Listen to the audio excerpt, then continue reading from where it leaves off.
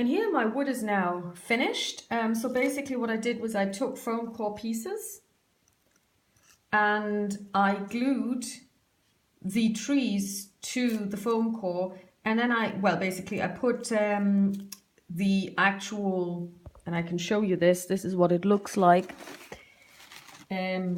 grass roll, I guess, you know, it's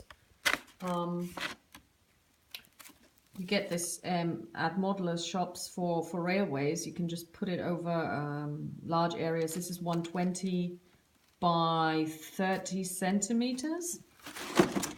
And now what you can do is, obviously this means that these guys will stand up better, so they are more difficult to topple because the base is wider, and you can just place them wherever you like, and they will blend in nicely with, let's say, the game mat that you may have. You could also make this wider. You can also start thinking about painting these, and I may actually paint the bases green just to, you know, give this the additional grass effect.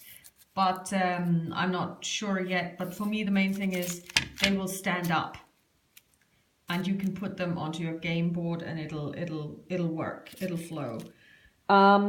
Next up, what I will show you is terrain on a shoestring, stones.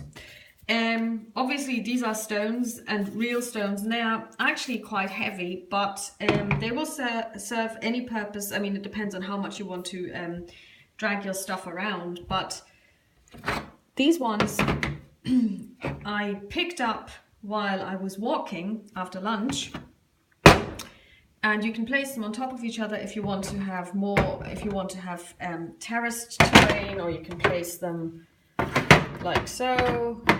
Here you go, you can place your models on top of this. It would actually work. I've tried, I've put models on top of these, so I basically selected stones that were flat. What I'm going to do is I'm going to put flock on them, possibly, or I'm going to put grass on them.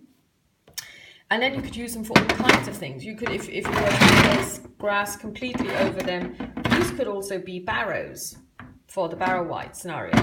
Depending on what you're trying to do, you can use them for all kinds of things. So if you're, for example, playing a mountainous terrain, and if you don't have the ability or the skill like myself to make your own paper mache mountains, you could use this instead. Of course, you have the additional weight. What I'm also going to try and do is I'm going to try and experiment with grey grout. I've got tons of it left over from a tiling job, and that's of course much lighter. And if this dries out, and if you put it over, let's say, yeah, I could totally see getting some cardboard, you know, building a rough shape and then pasting this on essentially and letting it dry out. You could also possibly get a mountain range. I don't know yet, I'll have to try out, but if I succeed, I will make a video. Okay, talk to you soon.